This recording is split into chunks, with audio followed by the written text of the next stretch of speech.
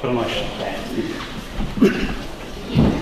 Bom, pessoal, boa tarde. Eu tenho essa responsabilidade de fazer algumas provocações para você no tema, para vocês aí no tema cidade. Então, espero quanto antes a gente abrir para uma conversa. Não vai ser uma roda, pelo que entendi, pela formação da sala, mas que seja o maior tempo de aula possível para escutar um pouquinho da fruição de vocês, tá?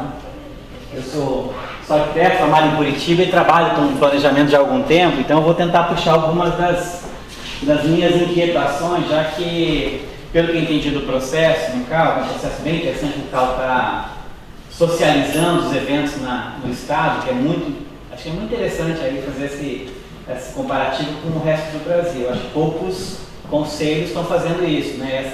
Esse evento itinerante e tal, que torna mais acessível, acho que torna mais público aí o debate da arquitetura e urbanismo, acho que é importante. Eu fico grato pelo convite aí, professor do CAL, e também elogio a iniciativa, que no Brasil é uma das mais interessantes, aqui me parece. E aí eu vou fazer essa provocação porque vocês têm a responsabilidade, além de fazer a reflexão, também construir propostas, né, pensar ideias aí para desenvolver, inclusive no âmbito do CAL, né, como apoiados pelo CAL como instituição, né, aí para tratar do tema cidade, escola, profissão, conforme a oficina está pensada, tá?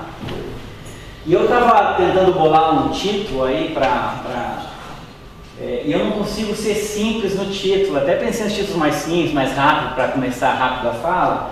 Aí começou a aparecer título de filme iraniano. Não sei se viram um filme iraniano recentemente, mas tem uns muito famosos, o Balão Branco, a Maçã, o Sapato, títulos assim, né? Mas o latino-americano não consegue ser simples nesse momento. Então eu fiz um título um pouquinho mais rebuscado, é por onde a palestra vai se desenhar, né? Primeiro, claro, a questão da cidade, o plano para a cidade, a forma de gestão, que é o que nos incomoda muito, a forma como a cidade é administrada, mas não só enxergar o problema, né? Alguém começou aí falando lá, né? O problema é a sala da cidade. Então, nós já começamos bem. Mas problema e as possibilidades de transformação, né?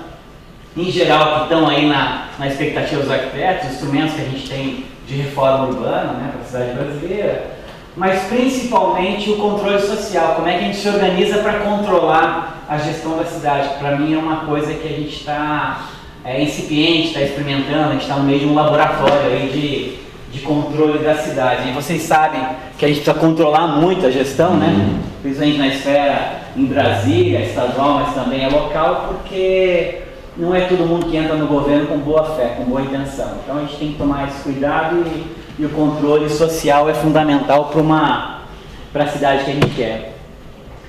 E aí sobre evento me veio uma reflexão, assim, porque eu já participei de muito evento, eu estou formado há quase 20 anos, e alguns eventos fazem o foco no problema da cidade, né? O que é importante também, né? Reconhecer o problema, interpretar, levantar novos dados, conhecer, né, os problemas. Outros eventos colocam muito foco no processo, na metodologia, né, na complexidade das técnicas de gerir cidade, ou olhar para a cidade, metodologias científicas ou práticas administrativas, né? E algumas palestras, essas são mais show, né? As palestras que trazem soluções já. Essas são as palestras show. Não que não seja importante pensar na solução, né? É fundamental alguém que pare de falar só de problema e pergunta, bom, o que a gente faz agora, né? Mas tem que tomar um cuidado, porque as palestras de solução, muitas vezes, trazem mais um sentido sedutor. Olha, meu amigo, você só não está sabendo o que fazer. Geralmente é consultor da palestra de solução, porque ele fala assim no final, olha, então, a solução é mais ou menos por aí. Se você me contratar, eu termino uma palestra, tá? Eu termino uma conversa com vocês. Então a gente tem que equilibrar um pouquinho essa ideia de conhecer o problema, problematizar soluções, conhecer quais são os processos, né? Se o problema não é no processo, a gente sabe o que fazer, mas está tendo problema aí no processo administrativo. Então a gente tem que equilibrar o planejamento da cidade, o conhecimento nessas várias formas, tá? Me incomoda, mas é pelo incômodo que eu trago, porque ela está em cima da grelha do metrô de São Paulo, né? E o pessoal tem o costume em São Paulo, em outras cidades tem metrô, no inverno se aquecer no ar que sai do metrô. Então aqui a criançada está reunida aqui para aquecer. Então você tem um dos sistemas mais modernos de transporte na América Latina, que é o metrô de São Paulo, funciona muito bem, com essa situação que é cotidiana da cidade grande, né? As pessoas perdidas embaixo de laje, dormindo e morrendo de frio. Aí eu pesquei, né, essa frase de Sakamoto, que eu achei muito muito útil aí para o debate. Quando uma pessoa morre de frio, a gente tem notícias de São Paulo. Por sorte, né? Por sorte, talvez por uma ação da prefeitura recente, Curitiba não teve mortos esse ano de frio. E foi uma das temperaturas mais frias dos últimos 30 anos em Curitiba. E lá é frio, gente. Por isso que eu vim pra cá, fugi de lá. Eu tô fugido aqui, não foi, não. O convite foi assim, vou fugir do frio, vou lá conversar. Mas ele fala assim, as pessoas não morrem de frio na cidade. Um assentamento urbano moderno, contemporâneo, as pessoas não morrem de frio. Elas morrem pelo esquecimento, pela inação do Estado, pela retenção especulativa, pelo abandono de imóveis e por não estar encaixada no mínimo de um teto, mesmo que precário. Né? Então é isso, as pessoas morrem por conta de outra condição, não estão morrendo de frio na cidade brasileira. Bom, aí eu vou entrar em Curitiba, porque eu já falei de problema bastante, né? Não tem umas coisas ali para falar de solução. Eu falo de Curitiba, fora os rios, o resto funciona super bem em Curitiba, tá? E eu vou mostrar para vocês. Quem teve na palestra ontem? Quem teve na palestra? À noite? Isso, tem um curitibano, Manuel Coelho, falando da cidade e tal. E ele estava irritadíssimo com os 30 por hora em Curitiba, lá, porque as vias calmas e tal. Mas ele falou muito da condução, né? Existe um discurso da cidade que deu certo, porque houve uma conexão de governos. Os governos eram da mesma política, né? Às vezes eram o mesmo cargo, enfim, mas teve uma condução, uma sequência, e por isso permitiu Curitiba ser este sucesso que é, né? Que eu vou apresentar para vocês. Agora, de novo, da mesma forma que o Smart City, cidade ecológica, a gente tem que fazer uma reflexão profunda sobre títulos. E aí, eu vou pegar uma tese de uma amiga minha, que ela ganhou o prêmio na Ampor, a Aline, a Teta Aline, sobre o discurso lacunar de Curitiba, que é uma tese, é um conceito que a Marilena Chauí trabalha. O que é o conceito de discurso lacunar? A gente usa isso muito no dia a dia. Como é que é? Quando você quer contar algo para alguém, e você quer, pelo Facebook é uma terra de felicidade. Se alguém fica lá assim, minha vida é ruim, não. Todo mundo está feliz, está na praia, está em festa, né? O Facebook é um universo paralelo, né? A gente coloca mais felicidade do que tristeza lá. Então, quando você quer contar algo de bom, por exemplo, você liga para casa, saiu o boletim, saiu as notas aí. Como é que você foi? Foi muito bem, mas você não conta de tipografia, por exemplo. Não fala da tipografia. Fala que foi muito bem a história, o projeto mandou bem, e a pessoa que está do lado não vai perguntar a topografia, nem sabia que se estudava topografia. Né? E topografia você bombou, vai ter uma DP ali, vai ser mais 500 ali para DP, ficando pago ali. Mas vamos lá. Esse é o discurso lacunar. O discurso lacunar ele funciona para dizer que algo está funcionando, contanto que você tire o que não está funcionando. Tá? Então a lógica é assim, tem um problema. Bom, a cidade tem um problema. Mas aí você fala sobre a cidade sem esse problema. Então é uma lacuna, você cria uma lacuna no discurso e começa a contar como a cidade deu certo. Mas não fala. É que nem eu falei do Rio Morto. Mas e o Rio Morto? Não falo sobre isso, né? Vamos continuar falando sobre o que a gente está falando aqui da cidade ecológica. Então esse é o discurso lacunar. E Curitiba, como é uma referência, a gente está agora em Curitiba discutindo zoneamento. Eu digo a gente porque eu estou participando do processo, né? Não sou da prefeitura, mas tenho acompanhado lá como cidadão aí as audiências. Né? Curitiba fala que o zoneamento laculou. Quer dizer assim, onde era para criar prédio, foi criado prédio, onde não era para criar prédio, não aconteceu prédio. O zoneamento funcionou como algo que não funciona, em geral, não funciona no Brasil. O vereador pede para liberar um prédinho aqui, mexe em decreto, muda a lei, sobe um prédio novo ali, então você desconfigura o zoneamento. Eu acho muito estranho dizer que colou, porque tem bairros da cidade que precisavam de decreto para regularizar as edificações, porque não estavam de acordo com o zonamento, mas, enfim, mas há um discurso aí de um planejamento que deu certo, né? Aí são várias imagens, para quem não conhece Curitiba tem os famosos eixos estruturais, aqui dá para ver, quase uma cauda de dinossauro aí pela cidade, onde estão os prédios e o transporte coletivo. Que é a grande sacada, né, dos anos 70, Jorge Vilmar de São Paulo fala, vamos pôr os prédios altos, transporte coletivo, então você tem transporte, tem o uso, tem o sistema viário, o trinário, uma avenida vai e outra avenida vem, então essa é a grande discussão de Curitiba que São Paulo agora puxou para o plano diretor também. Então realmente é uma reflexão interessante do centro linear e tal. Essa é a questão de Curitiba. Quais são os desafios aí para mim em qualquer cidade brasileira? Óbvio, democratizar o solo. Democratizar o solo, não esqueceu, se conhece democratizar a decisão sobre dinheiro público. Né? Porque uma coisa está atrelada à outra, democratizar a decisão do orçamento. democratizar as ideias sobre o urbano. Por exemplo, da Figueira é um ícone, porque poderia ter sentado para conversar e colocado um novo desenho para aquela região de forma simples. Era só sentar e conversar. Eu sinceramente, não escutei o outro lado que queria derrubar a Figueira. Até porque eles não postam nada no Facebook. Agora o outro lado posta um monte. Mas eu acho que faltou ali um projeto coletivo, uma charrete ali, em homenagem àquela Figueira, enfim. E aí, claro, a essência que está no Estatuto da Cidade, né? Recuperar o dinheiro. Esse dinheiro público que vira valor de imóvel privado, né? Recuperar a mais-valia fundiária para distribuir em obras ou em bairros para desequilibrar, né? Ou voltar a um equilíbrio dessa desigualdade de qualidade de urbanização. Por exemplo, Curitiba tem uma história clássica de uma briga por trocar uma calçada de blocos de cimento, desse paver e tal, por granito. Aí ficou uma discussão, porque a cidade ia ficar linda, né? Aquele trecho da cidade de granito. Mas alguém falava assim, mas tem região que não tem nem o paver ainda, então vamos fazer o paver lá naquele bairro? Se toda a cidade tiver no mínimo com bloco intertravado aí de concreto, se todo mundo tiver dessa forma, aí sobrou dinheiro, põe um bairro com granito.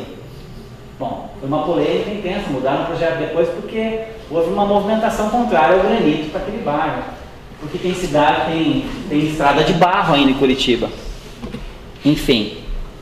Então planejar, onde está o Smart Cities aqui para nós, cidade de planejar a cidade, mas tem que conhecer melhor que forças que estão em jogo, aí quem é que está em embate com você, e a gente tem que se posicionar.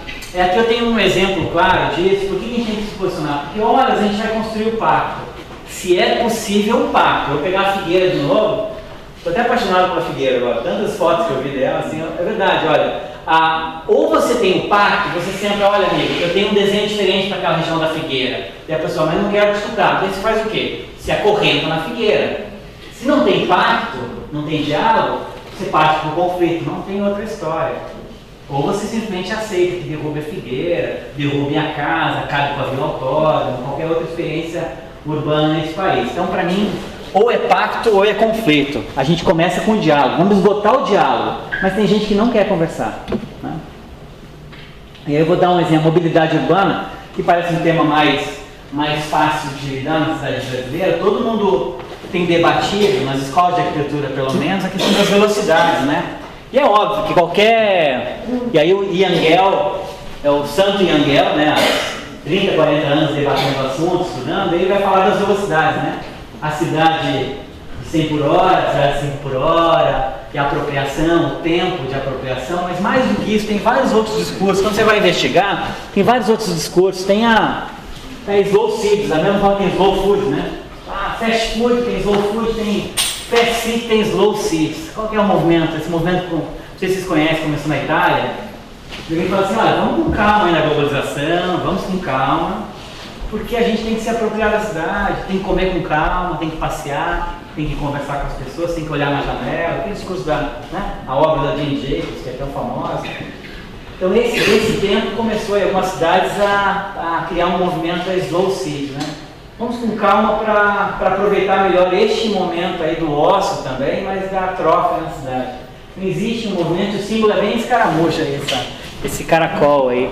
Começou, tem aqui para quem quiser, tem um site, começou na Itália, em 99, se não me engano, um movimento que está se expandindo rápido aí na Europa, tem representante no Brasil também. Olhar a cidade com mais calma. E claro que tem a ver, entre outras coisas, com a mobilidade, isso que a gente está enfrentando, né? Por exemplo, Curitiba teve essa febre, essa produção aí de ideias para a mobilidade e consolidou, por exemplo, uma malha interessante de eixos e circulares. É um sistema que funciona bem. De novo, aparentemente funciona bem. Já foi referência. Hoje você pega indicadores para comparar a mobilidade de Curitiba com outras cidades do mundo. A Colômbia está ganhando, Belo Horizonte ganhou de Curitiba em termos de tempo, qualidade de deslocamento. Então, dependendo de quem faz a análise, Curitiba já ficou bem para trás da qualidade do seu transporte coletivo.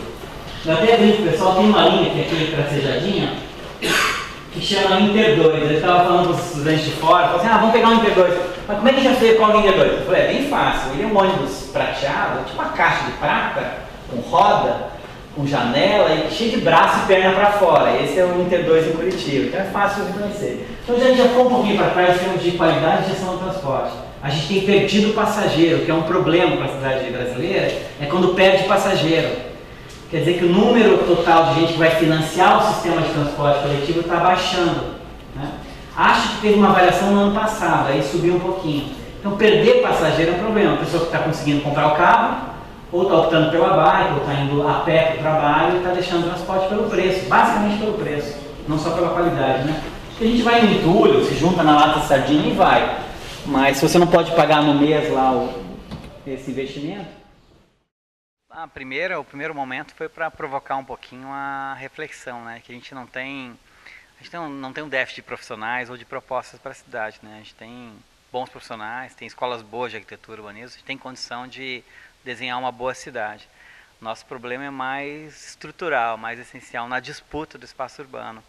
E aí a provocação que eu fiz é que a gente não tenha os problemas que a gente tem na cidade brasileira hoje por conta de falta de planejamento, e sim porque a gente tem perdido alguns conflitos, né, algumas disputas por esse espaço, seja na hora de implantar uma ciclovia, seja na hora de querer utilizar um instrumento para tentar combater a retenção especulativa de imóveis, né, os instrumentos do Estatuto da Cidade, né. Então os instrumentos a gente tem, a lei a gente tem, a norma a gente tem. E o que a gente quer, o que a gente tem para fazer, a gente já conhece o que a gente precisa fazer para, por exemplo, tornar a cidade mais compacta, mais otimizada, ou com uma melhor distribuição de recurso público. Só que a gente disputa com outros grupos, né? Não só os profissionais de arquitetura, né, engenharia, geografia, quem debate o direito à cidade, né, os movimentos populares, tal, eles disputam com outros grupos que também estão lá buscando recurso público, né? Então, para nós, assim, mais do que o planejamento em si, o ato do planejamento, do plano para a cidade, a gente tem que olhar com bastante profundidade o que está acontecendo com o orçamento público da cidade brasileira. Ou do Estado, da nação também, né? Mas com bastante cuidado de como se aplica o dinheiro público brasileiro na escala local. Para tentar falar um pouco disso, você mostrou bastante exemplo de Curitiba, né? Uhum. Curitiba é uma referência importante, como no debate urbano sempre Curitiba aparece, né? Por uma história de planejamento, né, uma história, entre aspas, bem sucedida de planejamento. Então o que eu quis mostrar é que Curitiba realmente teve algumas experiências bem sucedidas, alguns pontos importantes, mas que, como qualquer outra cidade brasileira e latino-americana, a cidade de Curitiba não soube enfrentar a questão habitacional. Então, se você olha bons parques, um sistema que historicamente foi interessante, o transporte coletivo já não está também com indicadores bons, né? Mas quando você olha para a problemática habitacional, você vai ver uma cidade como outra cidade brasileira. Uma cidade com déficit, com uma necessidade habitacional muito preocupante. Talvez os indicadores assustem um pouquinho menos, o IDH de Curitiba é alto, né? Mas porque Curitiba historicamente expulsa, quem gostaria de morar em Curitiba, expulsa para a região metropolitana, por conta dos altos custos de imóvel, né? Pelo preço da cidade. E isso a gente tem instrumento para intervir, a gente poderia intervir nessa lógica, né? Mas é uma disputa política, né, em cima da aprovação e detalhamento desses instrumentos que estão lá no Estatuto da Cidade.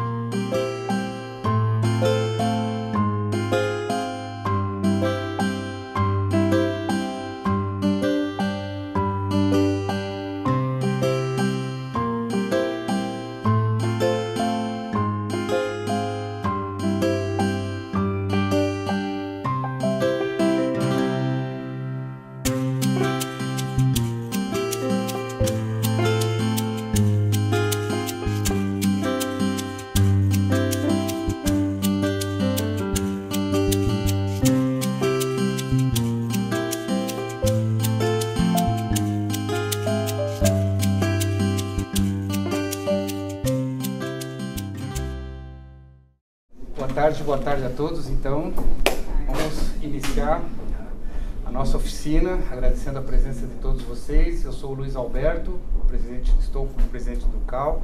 Queria, em nome de todos os conselheiros, agradecer a presença de vocês, arquitetos, colegas, estudantes, né?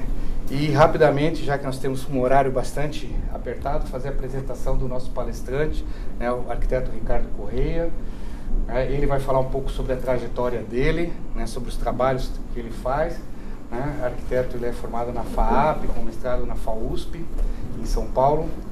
E o Ricardo vai explicar também um pouco sobre o funcionamento da nossa oficina, como que ela vai, né, como que é o objetivo nosso aqui, o que nós queremos levar né, desse congresso, dessa etapa, né?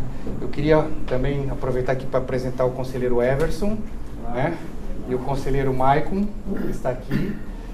Temos também o conselheiro Emerson, o conselheiro Rodrigo Kirk e a conselheira Valesca. Esse aqui está... E o conselheiro Leonardo, lógico, né? Nosso diretor Estamos bem financeiro. aconselhados. Tá bem, estamos bem aconselhados aqui. Tem mais conselheiro e...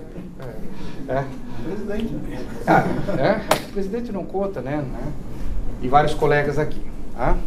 Ricardo, tá contigo. Tu tem 45 minutos para fazer a tua apresentação. Se precisar mais um pouco, também Não, pode. uma hora, né? Estou contando. Não pode ser mais, pode ser menos. A ideia é fazer uma... Até tem relação com o que eu vou falar. É ouvir vocês e trocar, já dando início até ao segundo momento, que é da... Enfim,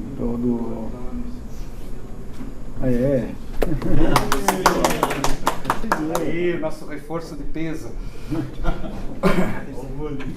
Arquiteto Mário Figueroa, para quem não conhece, muitos ouviram ele ontem, né? E vai dar esse reforço aqui para a nossa oficina. Obrigado, Mário. Acho melhor.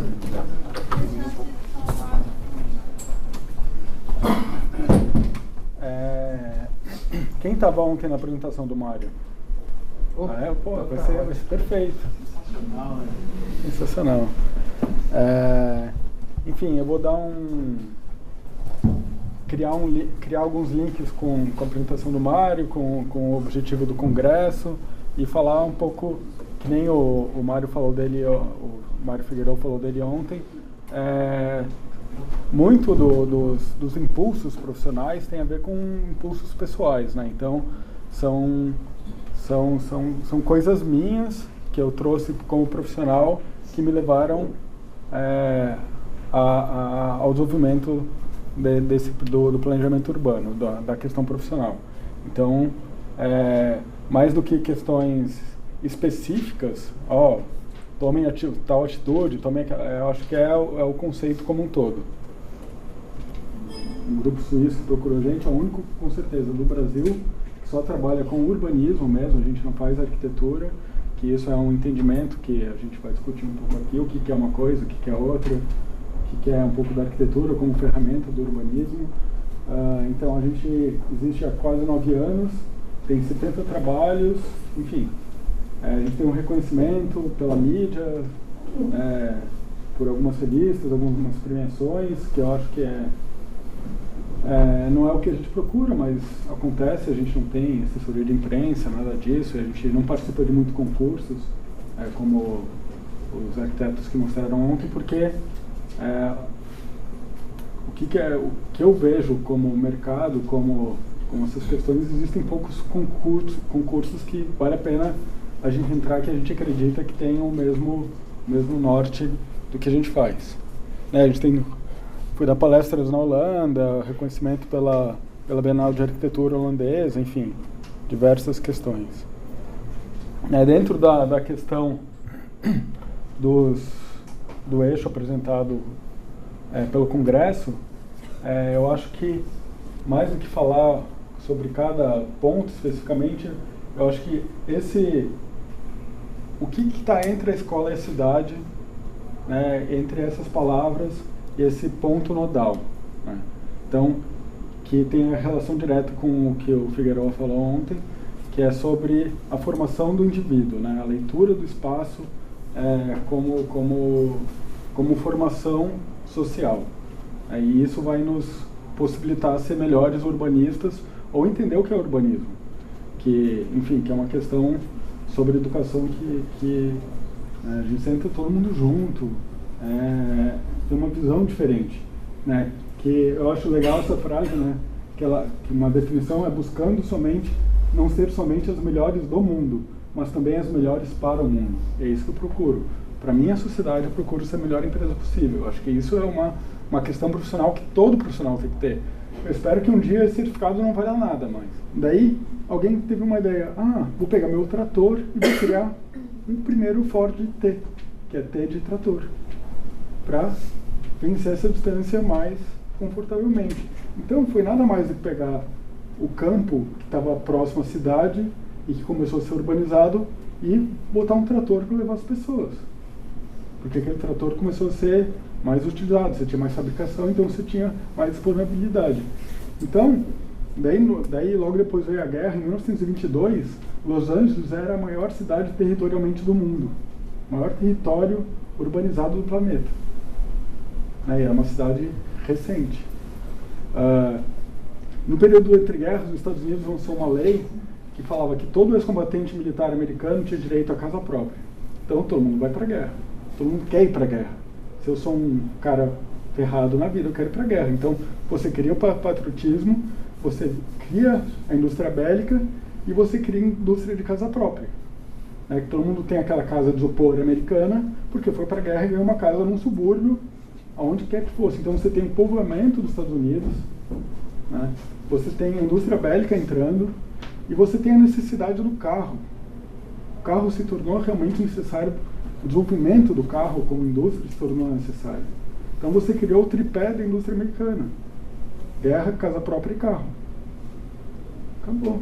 Tudo porque um urbanista italiano foi em Los Angeles em 1908. Criou essas condições. E daí a Europa começou a imitar isso. E daí você...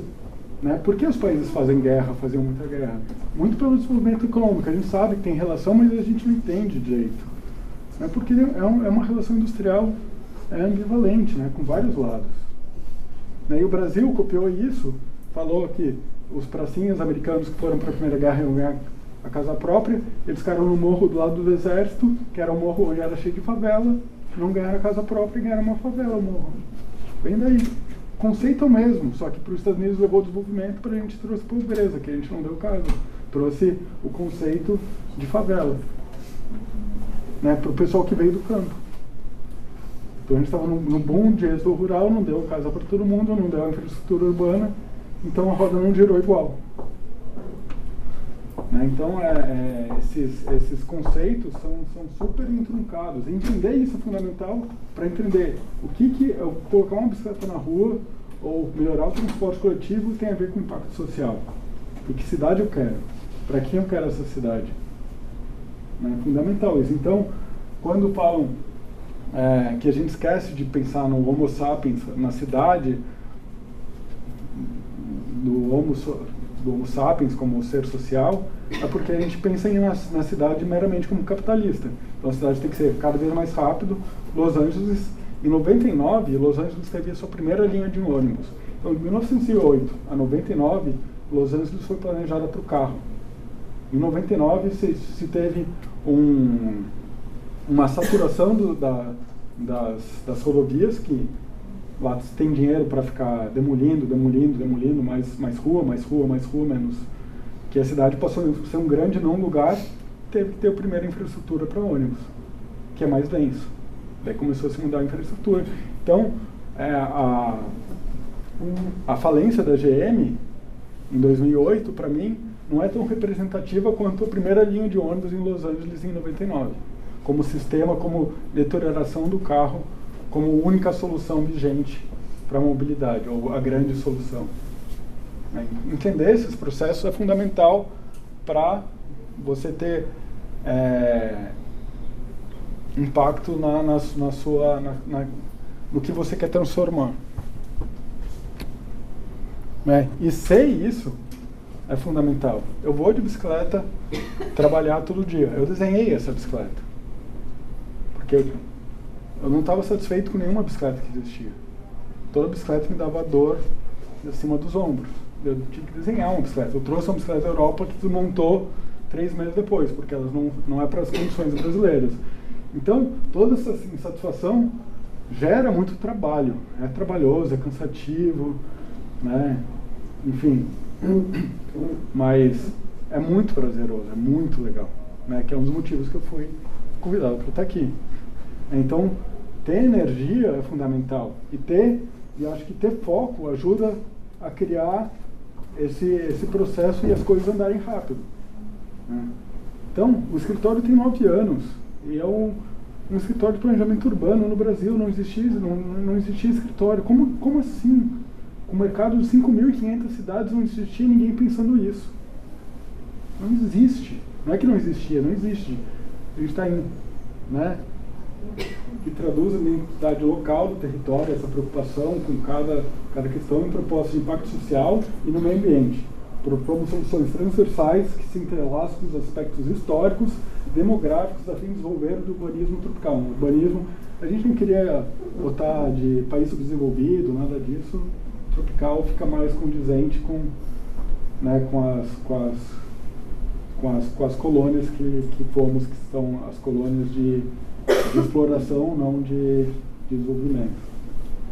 Né, então, se vocês verem, não tem esse mapinha aí, se você pegar o Trópico de Câncer de Capricórnio, traçarem uma reta, não existe nenhuma cidade desenvolvida no mundo onde tem milhões de habitantes morando entre o Trópico de Câncer e Capricórnio. É como se a gente tivesse uma cidade, não tivesse um mundo formatado para ser uma Europa, Estados Unidos, todo mundo querendo ser isso, e isso nunca vai encaixar, porque a cidade não tem que ser assim.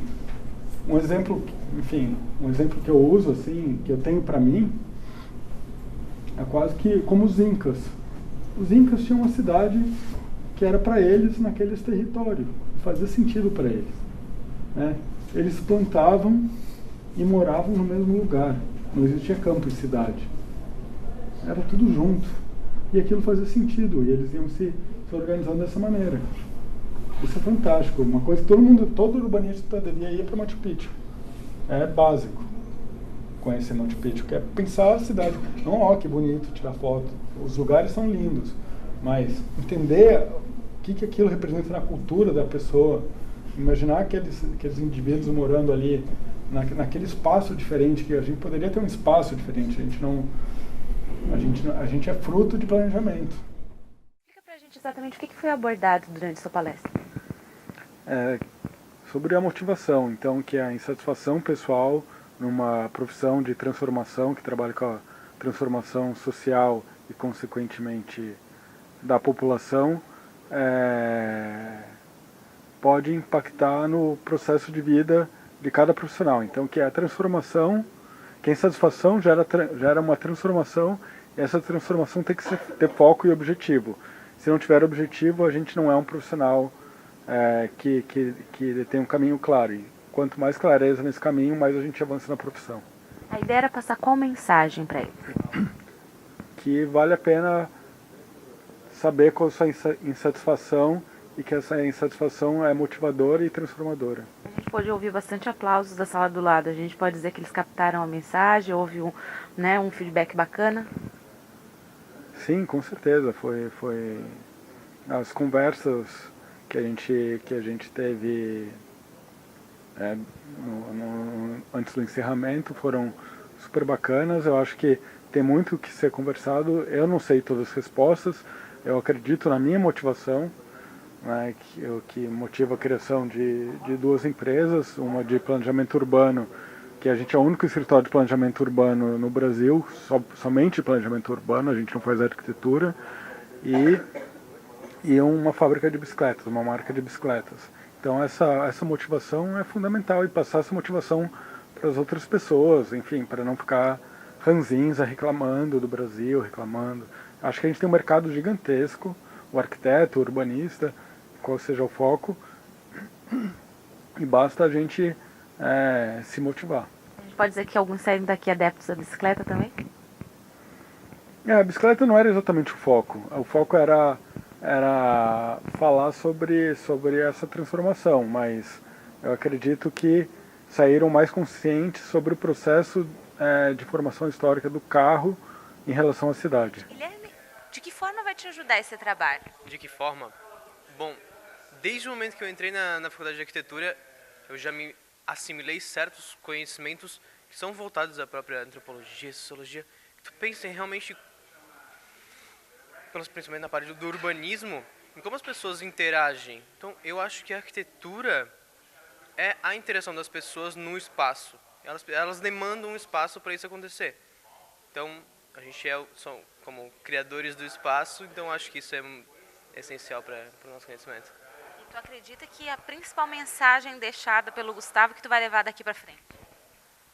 Creio que é a motivação e principalmente a mudança.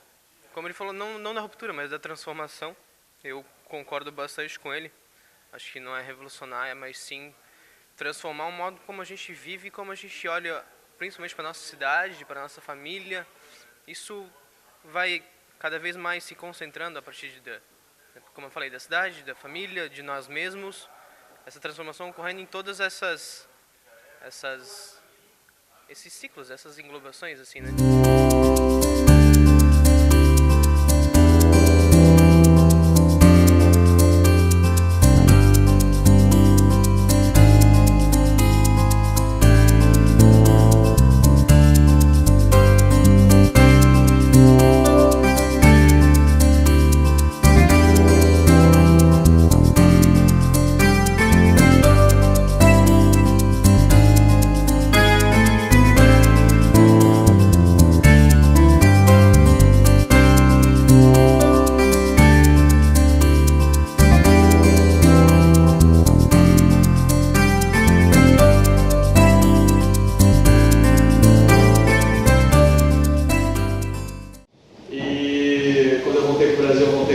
Para as salas de aula, eu saí do Brasil, saí das salas de aula, fui para a França, fiz o mestrado, entrei no doutorado, voltei para o Brasil, falei não quero voltar para a França, por incrível que pareça, e voltei para as salas de aula e eu percebi que tinha muita coisa que me incomodava na sala de aula e na cidade, especialmente na minha cidade, fazer sentir que aquela minha cidade que eu tinha, quando eu tinha deixado, ela era uma, quando eu voltei ela era outra, completamente diferente.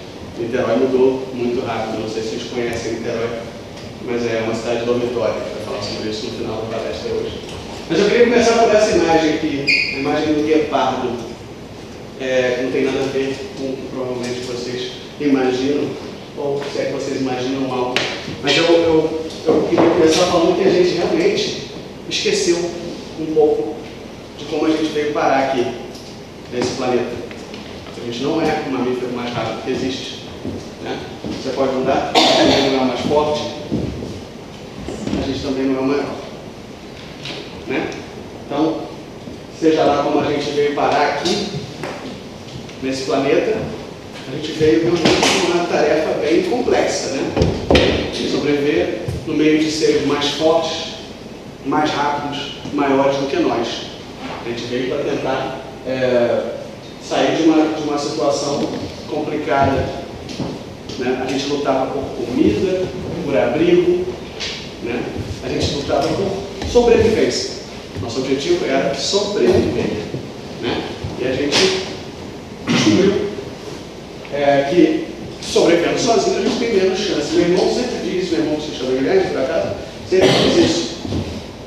Quando a gente veio parar aqui, era si por si, Deus contra todos, não era Deus por todos, não era Deus contra todos.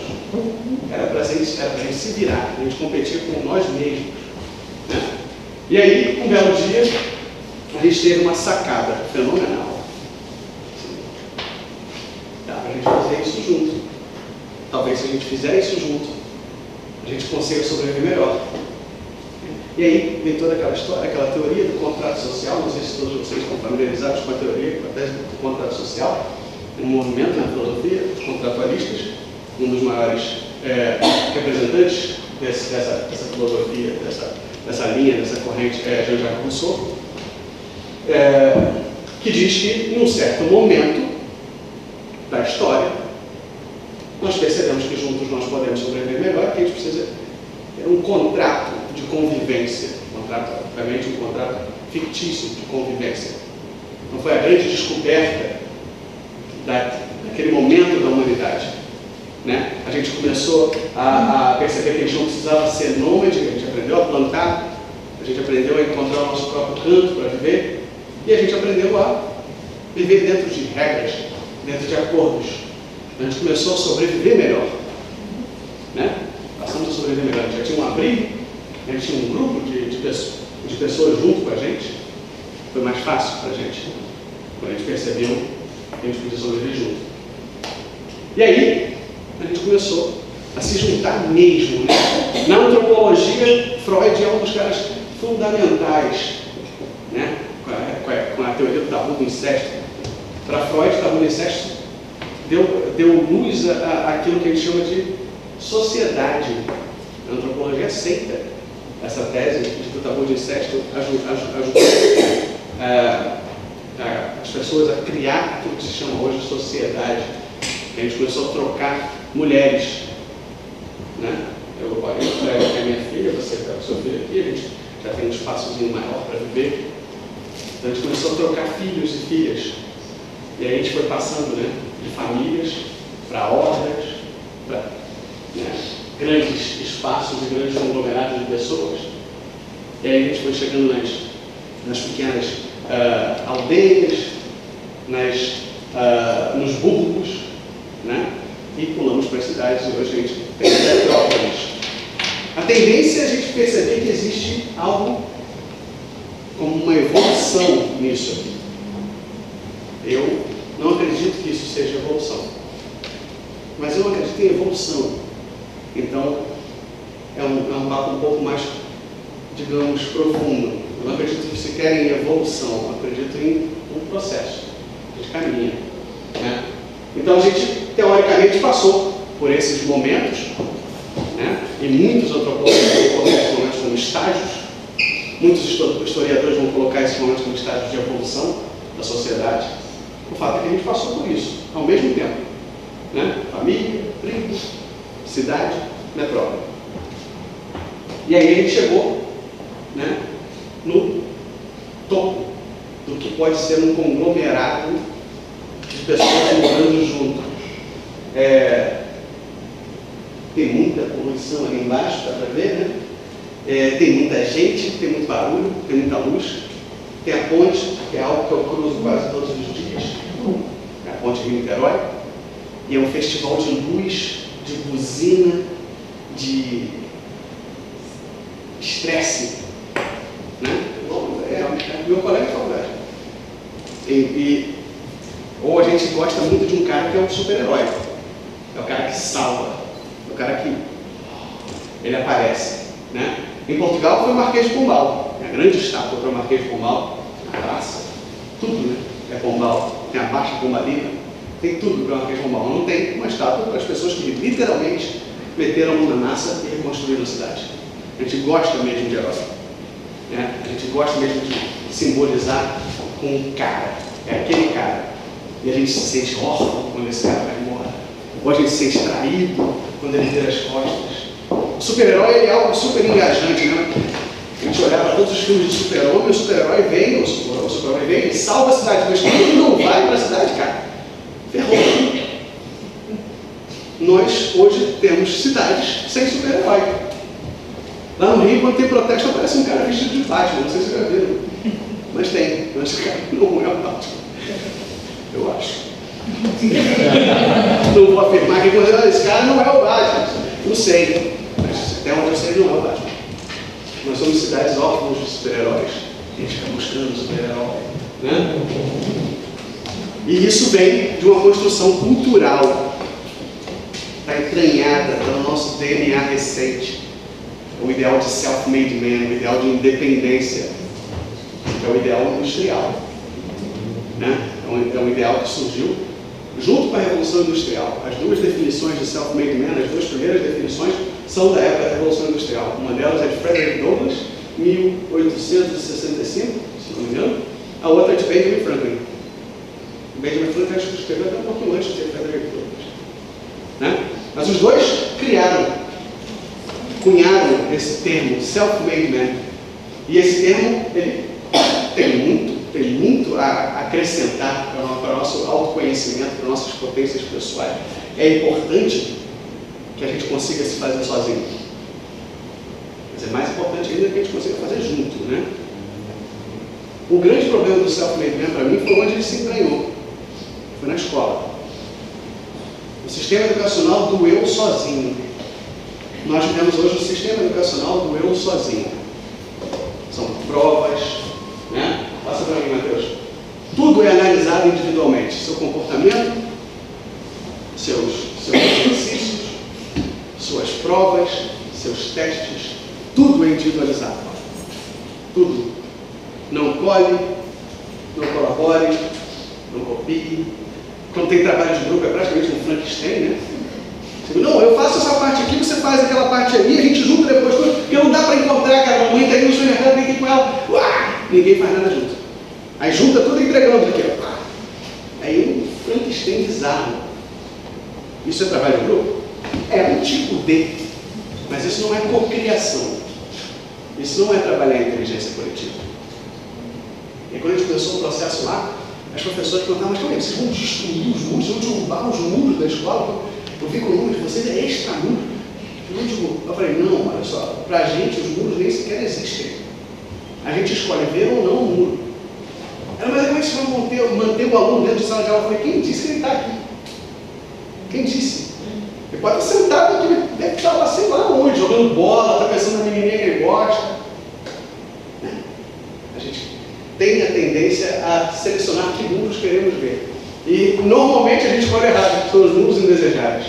Né? Então esse processo, nessa escola, foi um processo de acolhimento de espaço.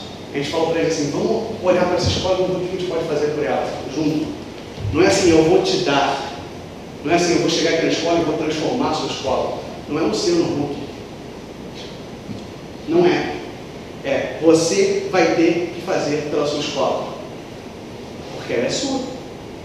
E eu vou fazer pela sua escola também, porque ela também é minha, eu sou cidadão dessa escola. E aí, para mim, entram coisas inconcebíveis, como uma escola que tem lá na praça, uma praça mais famosa do Niterói, que é uma escola linda, cheia de muros. As crianças não podem ir para a praça e as pessoas da praça não podem ir para a escola, porque tem muro, tem portão, tem grade, parece uma cadeia, né? Vocês arquitetos sabem, a arquitetura da escola é arquitetura prisional. Eu estudei numa escola, saí de uma escola extremamente liberal, eu estudei numa escola religiosa que eu passava por 3 portões até entrar na sala, guardados por freirinhas super fofas. Adorava aquela escola, fiz grandes amigos. Mas o fato é, a gente chamava o nosso recreio de banho de sol. A sirene era aí, banho de sol. E era mesmo. E isso é forçado, coisa imposta, né? É autoridade forçada, né? Não funciona tão bem assim. Semana que vem a gente vai, lá em Niterói, a gente vai passar um filme que quase ninguém conheça, ouviu falar. Um filme do Federico Fellini, chama Ensaio de Orquestra. Já ouviram falar do Ensaio de Orquestra? O Fellini tem vários filmes fantásticos, eu gosto de todos. Ensaio de Orquestra é um que pouca gente conhece. É a história de uma orquestra italiana, sintetizada, da década de 70, que tem um maestro alemão. Então é um filme sobre autoritarismo, sobre anarquia, sobre autogoverno, sobre se autodenominar e dos perigos de se autodenominar, porque vem para você também, né? Eu acho que precisa tomar esse risco, precisa tomar essa decisão coletivamente, sabe? Tomar posse da cidade mesmo e arriscar. Tá literalmente arriscando a nossa sobrevivência. É catastrofista e catastrofista ao mesmo tempo. Mas é por aí. Alguém mais? Temos tempo? Então, eu acho que eu entenderia também nesse papel do professor, aliado com a tecnologia, o inspirar o aluno, que é uma coisa que, eu vou numa aula com um professor que ele me instiga eu ir atrás de conteúdo com todas essas ferramentas tecnológicas que a gente tem. Eu chego em casa, tô alucinado com o conteúdo, vou pesquisar mais. É uma coisa assim que se você vai ter aula com o professor que ele chega desanimado na aula, esse é o conteúdo e tal, você não está instigando o aluno. É uma coisa assim que realmente, eu acho que é o ponto da questão. Até o Clóvis de Barros Filho falou uma vez, ele falou assim, olha, o aluno tem que querer ter a tua felicidade de dar essa aula. Ele tem que falar, eu quero ser que nem o cara, eu quero descobrir o que o cara está ensinando para eu ter essa felicidade. E eu acho que o professor tem que passar essa felicidade de que ele está ensinando para o aluno. Com certeza, cara. É uma coisa que você vê assim, as aulas que você sai feliz, é a aula que o professor dá feliz, assim. É verdade, é preciso ter tesão, é preciso ter querência. Não é algo que se transfere. Querência não é algo que eu posso transferir. Eu posso transferir inspiração. Os professores, todo mundo pode transferir inspiração, assim, mostrar o quanto a gente quer, o quanto a gente acredita no que a gente fala. Eu concordo totalmente com isso. Mas existe um perigo nisso também, sabe? Quando o papel do professor fica muito voltado para a inspiração, a tendência é que ele se torne um showman. E não é possível ser showman todos os dias. Tem um pouco do Paulo que questiona isso, né? Essa postura da academia nos tempos atuais. Sim. Metade senta no conhecimento como detentor da complexidade, a outra metade virou showman. Né? E na verdade não dá para concorrer com a mídia, não dá para concorrer com essa dispersão do conhecimento. É muito importante inspirar. Como é o seu nome? William. É muito importante inspirar. Eu acho que os momentos de sala de aula precisam ser momentos inspiradores, sabe? Mas a gente tem uma ditadura da felicidade rolando por aí. E assim, existem muitos especialistas em motivação que trabalham a motivação pela dor também. Funcionário Gustavo Brito. Gustavo, explica pra gente exatamente o que você abordou com ele. Então, hoje eu falei sobre cidadania educadora, sobre a importância de se assumir corresponsabilidade para transformar os espaços urbanos e para transformar quem nós somos, para que a gente continue sendo. Eu acredito que a gente realmente está num momento de vai ou racha, de que a nossa capacidade de sobreviver está sendo diminuída, porque a gente perdeu algumas tecnologias, como conviver, como dialogar, e a gente pode reconstruir isso, reconstruir o tecido social nas escolas, na educação como um todo, e especialmente na maneira como a gente desenha os espaços públicos e vivencia os espaços públicos. Você acredita que você conseguiu passar essa mensagem? Com certeza. Agora, a ideia é despertar, é criar aquela centelha. A mensagem foi.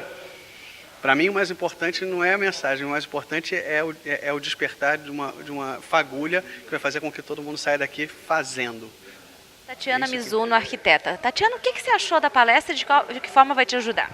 Olha, eu gostei bastante. Eu estou gostando bastante em todas as palestras em geral, né? Que está assim, abrindo mais o conhecimento e não só, tipo, quebrando um pouco aquelas paredes que a gente acha que a gente sabe isso e acaba ampliando mais e abrindo mais nossa palheta, né, de conhecimento, não que a gente vai passar a saber conhecendo tudo, mas assim, abrir nossos, digamos, paradigmas ou alguns bloqueios, né, que a gente acaba criando essas paredes, daí com essas novas ideias a gente acaba querendo aprender mais, conhecer mais e sempre pesquisando e sempre querendo aprender mais coisas, né. Então, para vir para o congresso foi exatamente isso, para aprender mais, agregar mais conhecimento, assim. Obrigada.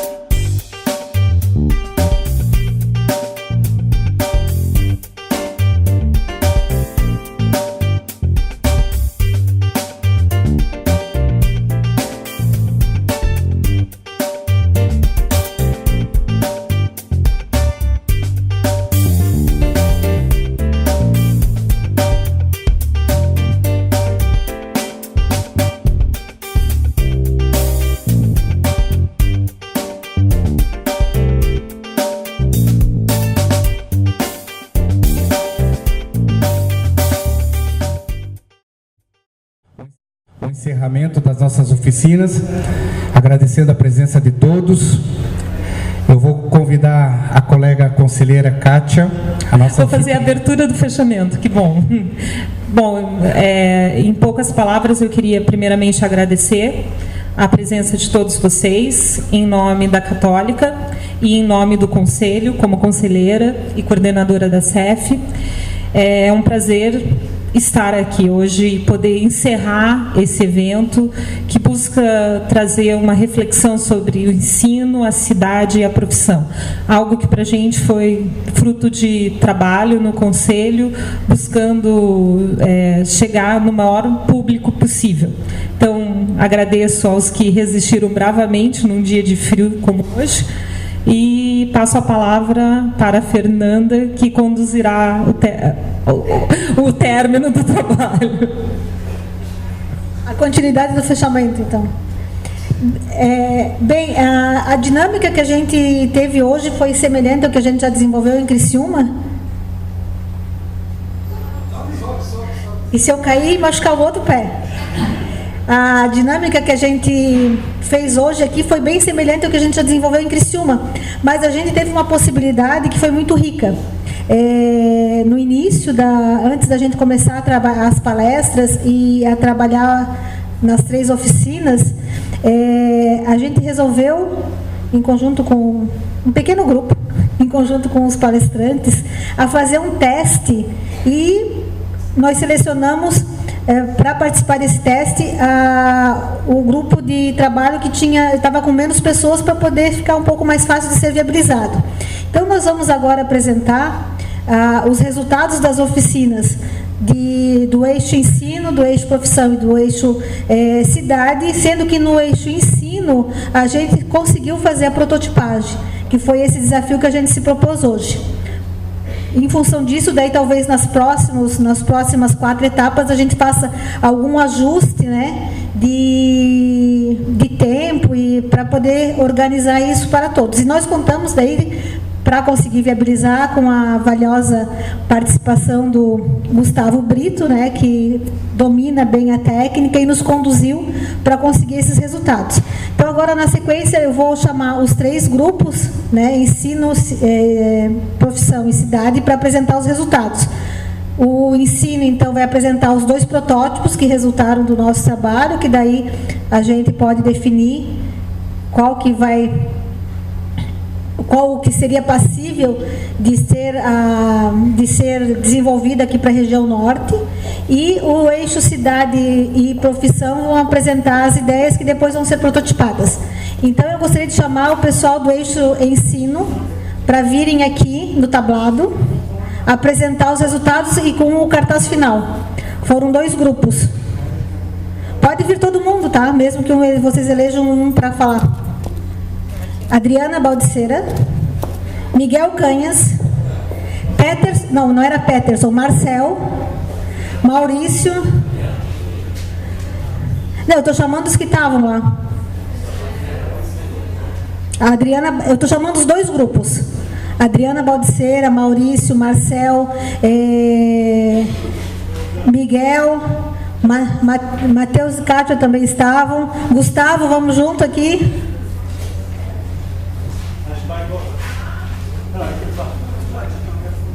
Tá. Ô, Fernando, vamos colar? Ah, daí podia trazer mais para perto, então, para colar, né? Tem que ajudar aqui. A plateia está sugerindo que alguém segure. Tem que contar. 1, 2, 3. Vamos lá. Levanta então. Levanta. Caminhando assim, né? Parou. Tem que alguém escorar na frente. Alguém na frente. O Guilherme já desculpou na frente. Alguém na frente. Acho que vai ficar combinado. Então, enquanto eles resolvem se trazem ou não, vamos continuar. No eixo ensino, a gente tinha 3 perguntas, como todos os outros grupos. Nós só trabalhamos, os grupos, como nós estávamos em poucas pessoas, nós trabalhamos 2 perguntas. Essas perguntas foram transformadas em problemas, em 2 problemas que depois tivemos algumas soluções.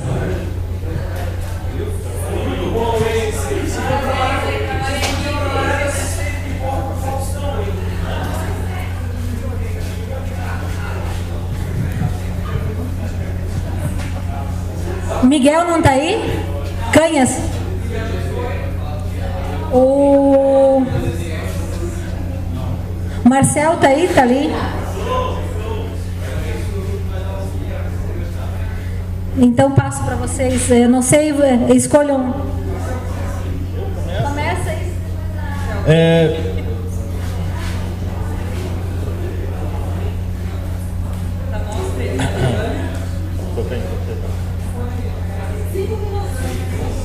Cinco minutos. Bom, a pergunta que o nosso grupo selecionou, daquelas 3 perguntas que foram propostas, tá, é basicamente como preparar a nova geração de arquitetos para os desafios do século XXI. Então a gente fez todo o processo, né, do Design Thinking, orientados pelo nosso guru, Gustavo, foi dando as dicas. Muito interessante, né, o mix de autoridade com liberdade criativa. Oi? Fofo, foi fofo, bem fofo. Tá? E o resultado, né? Então, o que a gente quer, né? Ou por que a gente está propondo esse produto, né? Ou essa ação? A gente justamente quer preparar os novos arquitetos para os desafios do século XXI.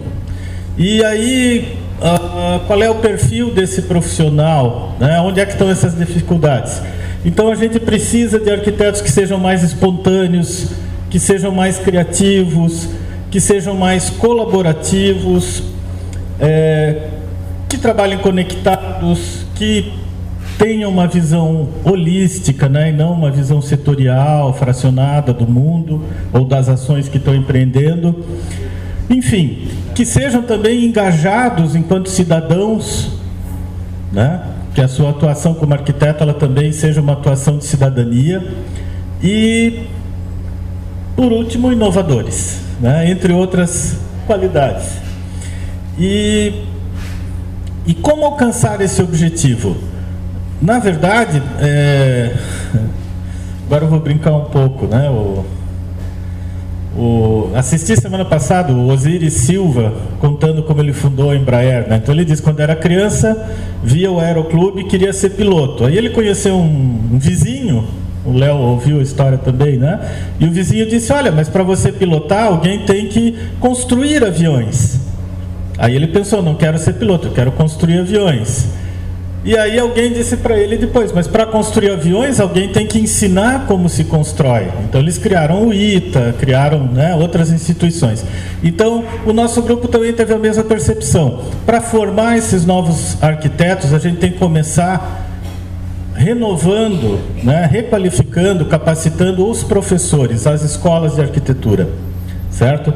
E aí a gente criou o nosso produto, que seria a capacitação criativa de professores, né? Que seria uma forma de renovar de forma continuada a formação, mas através de oficinas, workshops, investindo no autoconhecimento, investindo em dinâmicas, em meditação e uma série de outras atividades aqui, imersão, vivências, convivências, intercâmbios, tá? Justamente para que nós, professores, possamos estar preparados para lidar com essa nova realidade, porque enquanto a gente leva para os nossos alunos uma formação regular, convencional, modernista, né? A gente não vai estar preparando esses profissionais que a gente quer. Então, basicamente é isso daí.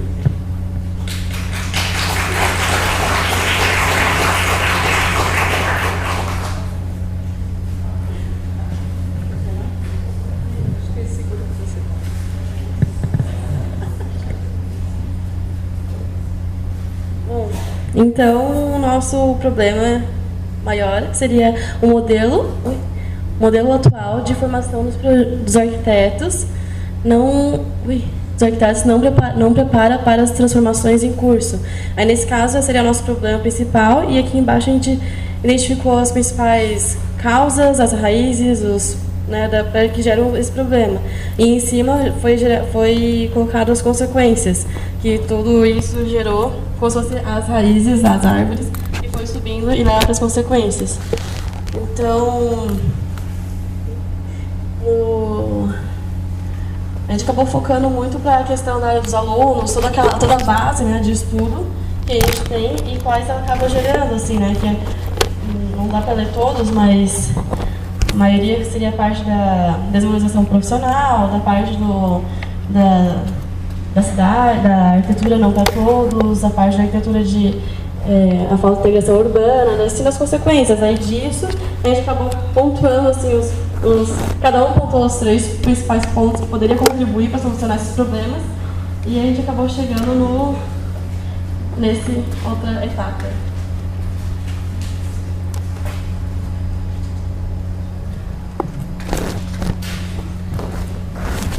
Então, aqui a gente chegou no principal, que é o não há estímulo à criatividade, e quais seriam os pontos para estimular essa criatividade.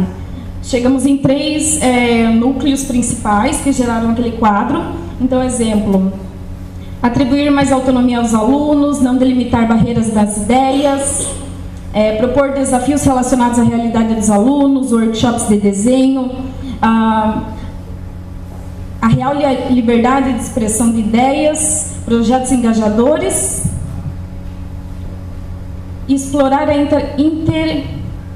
interatividade com mídias, web, capacitação de professores, que gerou esse nosso produto final, que é a capacitação criativa dos professores.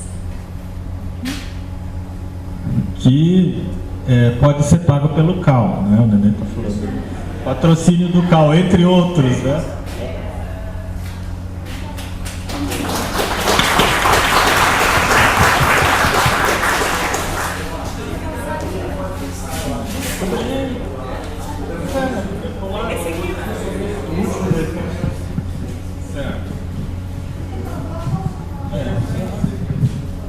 Então, agora podia o outro grupo vir apresentar?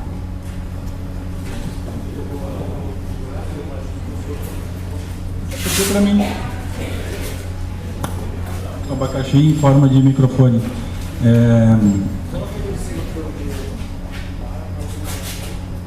Bom, a nossa equipe então trabalhou com a questão 2, que de certa maneira apresentava como problema o aspecto da formação do profissional, né? Como o profissional está sendo formado e como ele desenvolve, né, no seu processo de atuação, né, o egresso, como ele atua e que dificuldades ele encontra. E baseado nessas dificuldades, como a gente poderia reformular, né, a questão da reforma e não da revolução, né, a questão de como reformular o sistema de ensino de maneira a tornar o profissional mais qualificado e preparado para a atuação profissional. Essa era a questão inicial. Baseado nisso, a gente, na nossa dinâmica, né, no nosso grupo, a gente, a partir do brainstorm, né, a gente lançou questões relacionadas a esse problema central, e aí começamos a agrupar em campos, né? Então, como questão central, desequilíbrio da atuação profissional e formação acadêmica. Esse é o nosso problema principal. A gente desmembrou na questão das áreas relativas, né, ao papel do arquiteto urbanista, ao profissional despreparado na sua etapa de atuação, a questão do ensino, como processo de ensino, método que está sendo utilizado, e como o profissional se realiza com as demandas comunitárias. Então, a partir disso, a gente agrupando essas questões, a gente, numa segunda etapa, a gente encontrou como necessidade principal, né, naquela ideia dos agentes centrarem fogo, né, concentrarem as ações nas demandas que a gente considerou que a gente se achava mais capacitado, e a gente então percebeu que a grande concentração foi aqui, na reformulação do método de ensino. Então, por esse motivo, nessa etapa, o método de ensino é a questão central. E aí a gente focou, né, focou a ação em gerar ideias, né, ações que atendessem, né, ou resolvessem ou minimizassem os problemas relacionados ao método de ensino. E aí surgiram várias questões, né, um grupo diverso. Aqui a gente tem docentes, na equipe a gente tinha docentes, tem acadêmicos de arquitetura, tem uma profissional, arquiteta. Então, de certa maneira, o debate foi bem rico, né, em termos de ideias. E isso gerou... É só eu que vou falar? Posso? Não, vocês vão falar também, né? Eu engrenei a primeira e não largo mais. Mas assim, a partir desse método, dessas ideias voltadas para o método, aí surgiu como demanda, tudo à base de pressão, né? Pouco tempo, 5 minutos, 10 minutos. Mas funciona, foi bom porque funciona, né? Quando a gente se sente pressionado, né, a gente força os neurônios, né, a trabalharem, e as respostas acabam surgindo. A gente achou inicialmente que era uma ideia meio utópica, mas de certa maneira a gente acabou concluindo que, até a gente fundou um sistema, está registrado aqui, sistema Wallless. É o ambiente sem paredes. Wallless. Está registrado lá, ó. E aí o que é... Bom, agora eu vou deixar para alguém explicar. O que é esse ambiente? Ó? Seria um ambiente itinerante que reverteria, né, aquela questão do ambiente, o espaço, como a configuração espacial dos ambientes de ensino, eles, de certa maneira, eles reforçam uma questão que é indesejada, que é o professor como detentor do conhecimento, como emissor, né, do conhecimento, e os acadêmicos como receptores, simplesmente. Então, a gente parte de um sistema linear de ensino para um sistema em rede. E, a partir disso, esse ambiente poderia contribuir na reversão desse processo. A técnica que o Gustavo nos apresentou, tínhamos que criar um produto. Obviamente que tem várias ações para serem implantadas simultaneamente, mas tinha que escolher um produto. Então, nós resolvemos focar no ambiente de aprendizagem. A partir daquele ambiente onde as pessoas chegam, que aquela arquitetura, aquele espaço, aquela ambientação, já pudesse gerar digamos, seria um sentimento já de bem-estar, e que esse espaço, então, isso possibilitaria que as pessoas se sentissem mais à vontade, que se sentissem mais confortáveis, como uma maneira de estimular que todo esse processo pudesse desencadear. E aí surgiu a nossa sala Tatu. Quer dizer, a ideia era sem paredes, sem cantos, né? E diversas atividades acontecendo, teria que ser um ambiente grande, inclusive com integração interior-exterior, e quando o clima propiciasse, pudesse até inclusive tirar teto, não só parede, tivesse toda essa dinâmica, para que facilitasse e as pessoas se sentissem mais à vontade, e principalmente integração entre todas as fases do curso. É por aí. Também essa parte de grande ateliê não é novidade, né? Inspirado no Artigas. É isso, acho que é. Mais alguma coisa? Não? Não? Guilherme? O Guilherme, coitado, o Gustavo já pegou, ele o tempo todo chamando o Guilherme, né? Então, mas foi bom porque a gente trocou. Eu acho que a riqueza disso aí foi o fato de estarmos interagindo em mesmo nível, né? Alunos já agindo como professores e os professores como alunos. Vamos ligeiro, inventa qualquer coisa, porque o professor tem que entregar alguma coisa. Não, brincadeira. Não, pode falar? Eu não tenho. Não, o Guilherme, não adianta, o nosso mestre ali te escolheu, não adianta. Tá, eu vou ler como, só. Então, baseado numa matriz curricular adaptável e flexível, diferente de como a gente vê no sistema básico que a gente tem por aí. Uma arquitetura efêmera, itinerante, como já foi dito, e um plano de ensino participativo, onde todos os alunos contribuiriam para a mudança e adaptabilidade do plano de ensino ao nível de exigência do próprio acadêmico. Obrigado.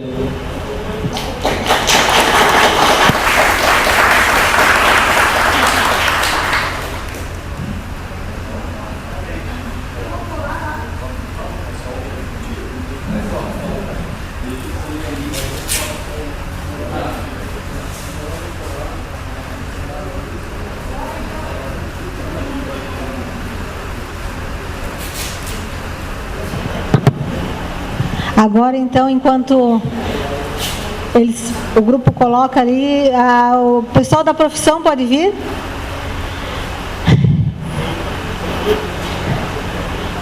Everson, Maicon, Bogoni estava lá também? Alexandre, Jaime... Ah, não. Não, Alexandre estava no Cidade. Graziela. Kirk. Márcia.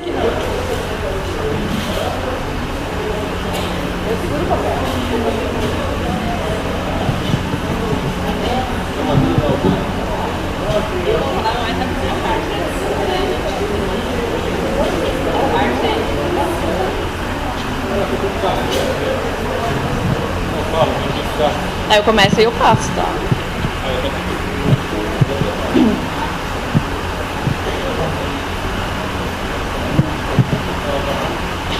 É isso. Gente, eu não gosto de microfone, mas eu vou fazer esse esforço, tá? acho que é uma introdução, desculpe, é que a gente já fez uma conversa entre as três ideias, né? E entre nós escolhemos que essa seria a ideia com uma viabilidade maior, assim, a gente aplicar. Então, ela vai ser apresentada agora. Pronto, agora eu vou falar. A pergunta que o nosso grupo trabalhou, em conjunto com todos, claro, é como que você vê o arquiteto do século XXI? E de todas as ideias e coisas que a gente pensou para um arquiteto, o que definiria, a gente acha que é o arquiteto humanista.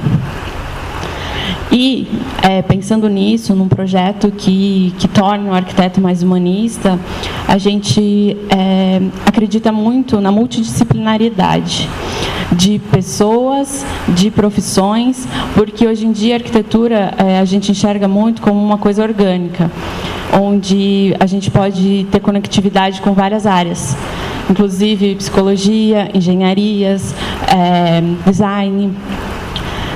Sendo assim, a gente criou uma desculpa, entre aspas, para unir diversas pessoas. Quem fala agora?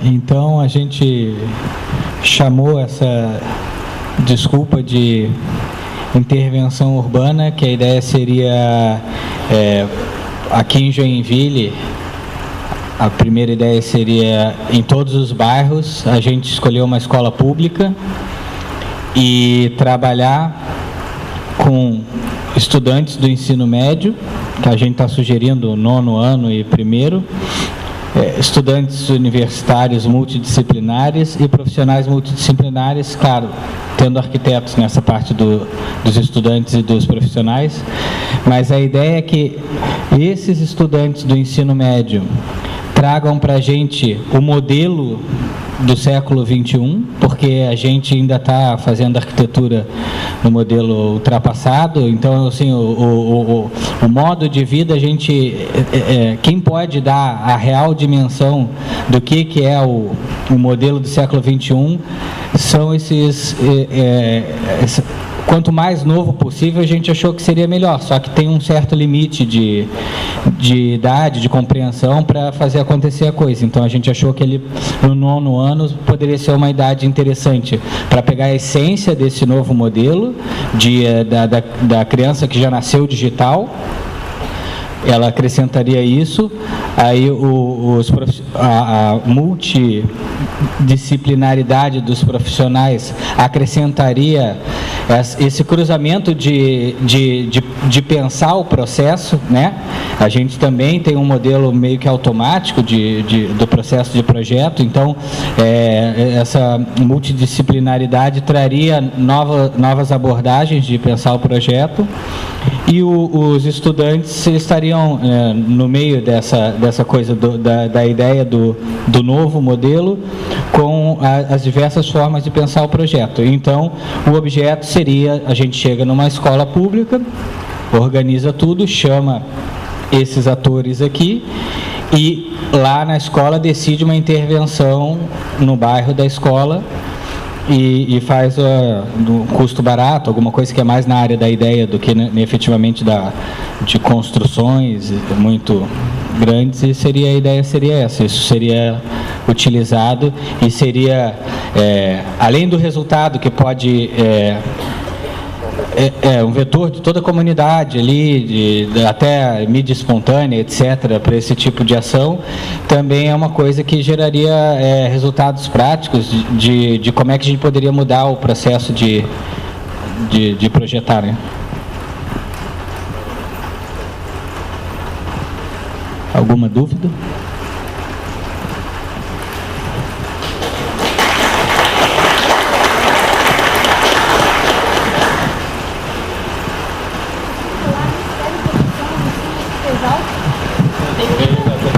Agora, então, a gente chama o pessoal do Grupo Cidade.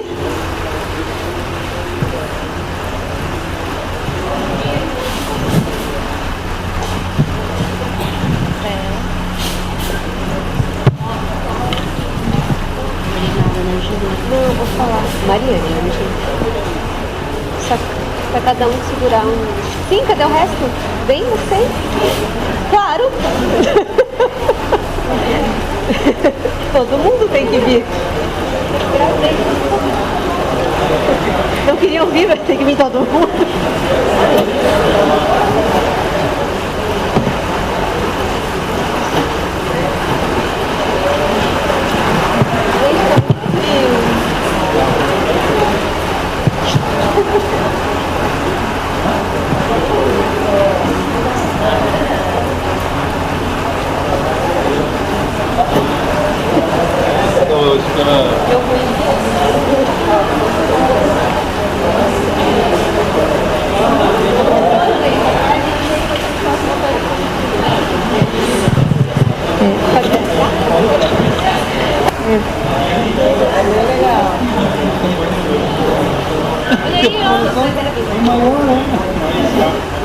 Bom, boa noite.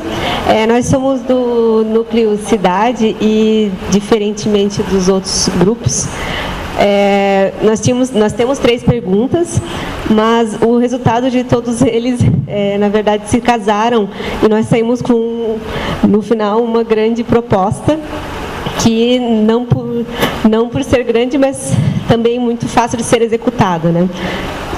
Talvez com um pouco mais de pessoas envolvidas, mas facilmente executável. As 3 perguntas eram: o que você pensa fazer por uma cidade inteligente? Se você fosse prefeito por um dia, o que faria? E que tipo de ação voltada para a cidade os arquitetos locais poderiam promover com o apoio do CAL? Essas 3 perguntas geraram 3 ideias finais, que se casaram, como eu acabei de falar. Então, numa primeira ideia, tem-se a necessidade de interligar o Conselho de Arquitetura com a universidade, o governo, as empresas principalmente, os arquitetos e estudantes, para criar uma tríplice hélice, né? Falaram uma tríplice... Fale do começo, porque o começo geralmente... Eu vou começar e termino, então. Vai. Tá, vamos lá. Bom, a nossa primeira parte, o primeiro grupo, era sobre a pergunta. Ela pergunta? Guilherme. Tá. Que tipo de decisão voltada para as cidades e arquitetos locais poderiam promover com o apoio do CAL? Tá, o que a gente pensou? A gente pensou em dar uma continuidade no que a gente fez hoje aqui, porém, aproximando, criando essa hélice aqui, utilizando essa hélice, que seriam universidade, empresa e governo, sendo que o elo de ligação seriam nós, os arquitetos, tá? A sociedade, ela está inserida nessa hélice como sendo a junção de tudo isso, tá? Então, a gente pensaria uma forma de promover ações de maneira que a academia fosse um norte para o desenvolvimento da cidade. Com isso, alimentando tecnicamente e teoricamente o governo como órgão fiscalizador e as empresas como órgãos, como agentes executores dos projetos para o desenvolvimento da cidade. E o nosso papel como arquitetos ou estudantes de arquitetura seria direcionar isso, tá? Então, basicamente, seria isso, tá? Continuando, na verdade, nessa ideia, nós sentimos, então, aqui que também tem a necessidade de fazer a população entender a necessidade do arquiteto urbanista dentro da cidade, através de ações articuladas, ações que aconteceriam ao tempo todo, a todo momento. Isso dentro das ideias de ações que já estavam aqui na primeira ideia. Então, algumas das ações acabaram sendo colocadas, mas todas elas com a união de governo, CAL, IAB, universidades, com questões de gentilezas urbanas, extensões acadêmicas nas escolas, microintervenções urbanas, o próprio material elaborado pelo CAL e as questões de eventos públicos, para que seja possível conhecer a cidade de forma geral. Então, e o último grupo acabou fazendo uma das ações que talvez fosse a mais Mas, não, eu acho a mais significativa em termos de marketing, assim. Mas que eu acho que casa bem com todas as questões aqui, que é a criação do concurso, que é a criação de um concurso aberto com não só com arquitetos, mas com a população, para uma intervenção urbana de fato. Então, após nós analisarmos as três, nós não conseguimos chegar num produto final, porque a gente já viu que já estava pronto. Ah, tá, ele está aqui, tá presidente. Desculpa. Bom, não, tudo bem. Somos uma equipe. Eu queria lembrar que cada ação que está colocada aqui foi elaborada pelo último grupo depois da votação. É dizer, os três grupos foram votando e o último, onde o grupo parou, elaborou, transformou aquelas ideias em uma ação. Então, aquelas já foram explicadas e esta aqui está propondo vincular comunidade, escolas e conselho profissional da seguinte maneira: uma ação que vai acontecer em quatro etapas, em 4 passos. A primeira etapa é uma oficina aberta para escolher um espaço urbano para ser democratizado, um espaço urbano da cidade. Nessa oficina participam a comunidade, escolas e conselho profissional. Numa segunda etapa, essas comunidades, escolas e conselho profissional, como resultado dessa oficina, elaboram as bases, elaboram o termo de referência ou diretrizes de um concurso público de projetos para democratizar esse espaço da cidade. E como terceiro passo, acontece uma segunda oficina, aberta também, com os mesmos participantes, representantes da comunidade, das escolas e do conselho profissional, e escolhem a melhor proposta para democratizar esse espaço. Ou seja, aqui talvez, para organizar esse concurso, a comunidade as escolas e o conselho podem precisar talvez o apoio do IAB, que tem experiência na organização de concursos. O terceiro passo é uma segunda oficina aberta para escolher o melhor projeto, com o qual, na verdade, não existe aqui um júri que escolhe o melhor projeto. Quem escolhe o melhor projeto são aqueles que participaram na escolha do lugar, do espaço urbano. E o quarto passo, que foi questionado, que com relação às outras propostas estaria faltando aqui a participação das empresas. Então a gente pensou que o quarto passo poderia ser a elaboração de uma operação urbana consorciada com a participação do poder público, da comunidade e das empresas. Acho que é isso aí. Só vale lembrar também que nessas oficinas, nessa nossa oficina do Eixo Cidade, se pontuou muito a participação da sociedade e os espaços públicos vazios ou deteriorados da cidade e região. Então, foi essa junção que determinou, acho que a questão 1, 2 e 3, né, resultarem nesse projeto, né? A gente vai ter que prototipar ainda isso bem certinho, mas a preocupação daqui, da cidade de Joinville e das cidades vizinhas, em cuidar do espaço público, mas que isso tenha intervenção da sociedade. Por isso que a sociedade local, conselhos, institutos, IAB, escola, determinam esses espaços, determinam os ganhadores desses concursos, determinam, né, como que isso vai ser feito. Então, só para complementar.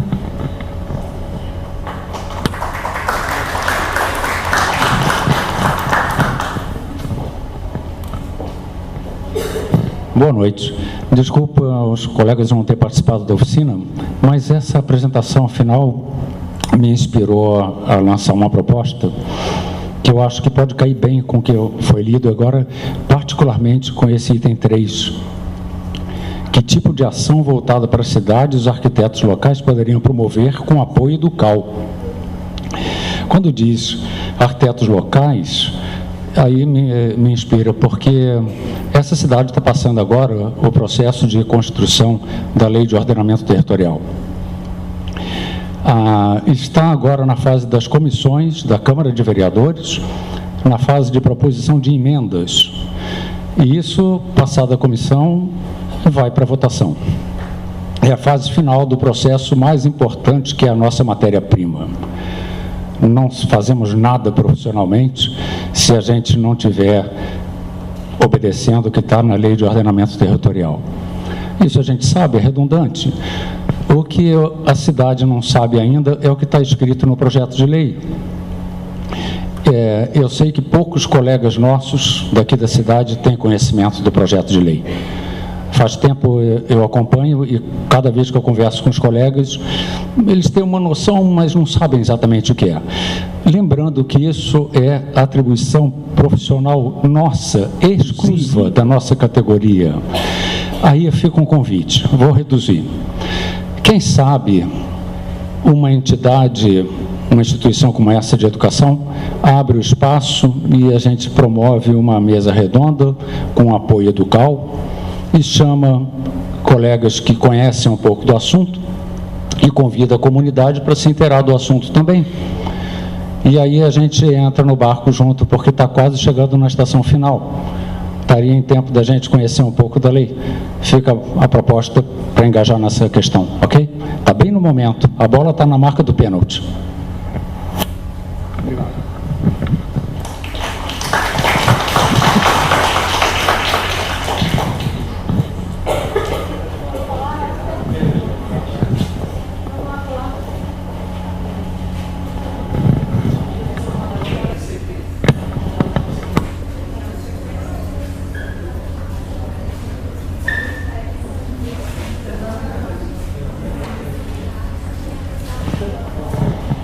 Então, como a gente pode ver, assim, todos bons projetos, né, com grandes possibilidades. Eu gostaria agora de convidar, então, o Luiz Alberto para finalizar a finalização do encerramento, é isso? Bom, pessoal, primeiro parabenizar os grupos, os heróis da resistência que aqui estão. A gente, na etapa de Criciúma, já foi uma grande surpresa, Miguel, os projetos que lá saíram, né, Mário?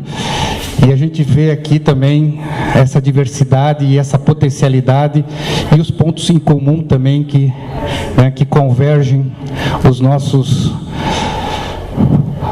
desafios, né? Então, só queria agradecer em nome do Conselho de Arquitetura, agradecer a presença dos arquitetos que aqui estão presentes, dos colegas, sempre um prazer. Reiterar novamente o nosso agradecimento à Unisociesc, o nosso agradecimento à Univille e o nosso agradecimento aqui à Católica de Santa Catarina, na colega Kátia, na coordenadora do curso, e convidar a todos que a gente tem esse compromisso realmente de tirar isso aqui do papel, junto com as entidades todas, e fazer com que isso possa contribuir para transformar a realidade de nossas cidades, né? Então, e nós temos daqui a um mês em Chapecó, cadê a Adriana? Em Chapecó, daqui a um mês, mais uma rodada de desafio lá no oeste de Santa Catarina. Tá bom? Muito obrigado a todos, acho que uma salva de palmas para todos aqui.